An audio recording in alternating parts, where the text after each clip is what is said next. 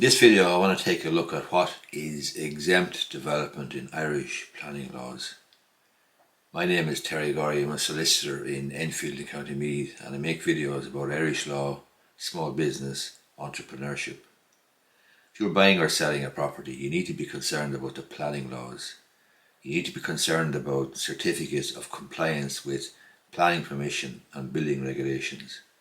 In this video though, I want to look at what is exempt. There's certain development in Irish law which is exempt from the requirement to get planning permission. There's two main sources of this. The first source is Section 4 of the Planning and Development Act of 2000. The second main source is the Planning and Development Regulations of 2001. That is Statutory Instrument 600 of 2001. If we take a look then at Section 4 of the Planning and Development Act of 2000, it's divided into two parts. Part 1 sets out the main categories of exempted development. The important one here from your perspective, if you're a homeowner or if you're thinking of buying a property, is development which affects only the interior of a structure or which does not materially affect the external appearance of the structure. This development is exempt. I'll say that again. It's basically internal development of a property that's exempt. This would cover, for example, the conversion of an attic without the need for planning permission, provided that there are no dormer windows. Because if there are dormer windows, then it's not internal development, because you're going to have a dormer sticking out essentially of the existing dwelling, and it's not entirely internal. So Velux windows are fine unless they're at the front or at the side, in which case you need planning permission. A Velux to the back doesn't require planning permission. But in general, exempt development does include interior development of a property. So anything to do with knocking an internal wall, perhaps extending from the kitchen into perhaps a dining area or into the back, into a utility room or something, that's fine, doesn't require planning permission.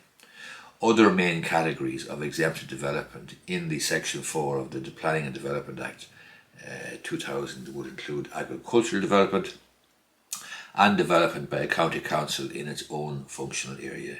It also includes development by an urban district council. So the local authority, essentially the planning authority, the statutory body, they can develop within their own jurisdictional area, their own functional area, without the need for planning permission.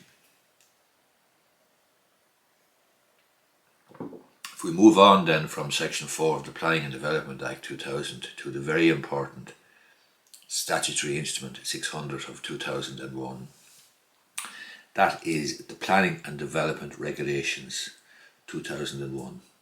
It has a schedule there. A schedule is essentially a fancy legal word for a list. It has a list at the end of the regulations which contains all of the exempt developments which are exempt from the requirement to get planning permission. That schedule is divided into two columns.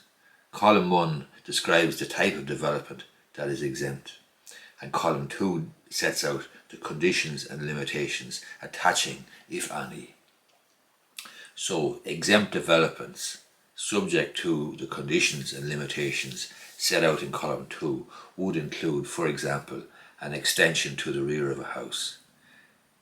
I repeat again that all of the developments which are exempt pursuant to the Schedule 2 of the Planning and Development Regulations of 2001 are subject to conditions and limitations. You need to check those. So an extension to the rear of a house is exempt development of itself. However, it's subject to a maximum size. I think it's 40 square meters.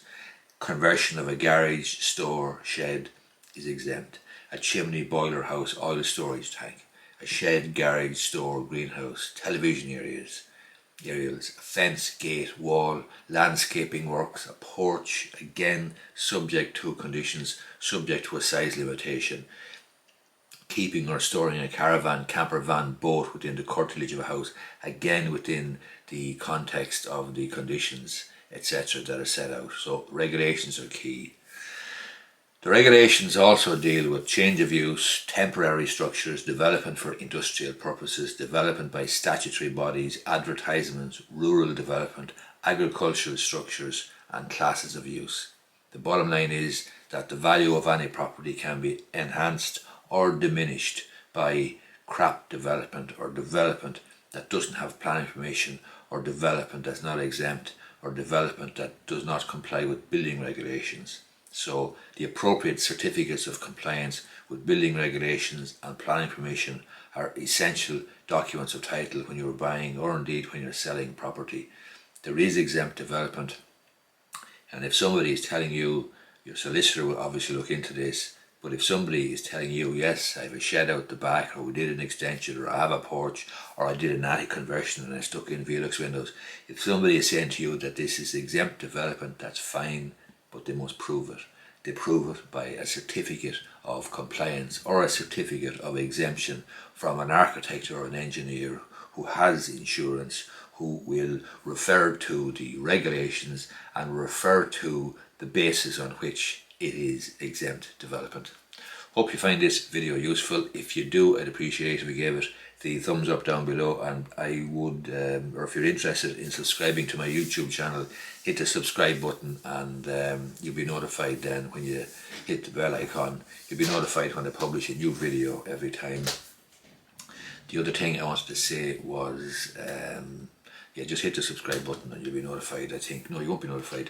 You'll only be notified if you hit the bell icon, but if you hit subscribe, you'll probably be fed the various videos and notified when I upload a new one. As I say, I make videos about Irish law, business, entrepreneurship, all that sort of stuff. Thanks a lot.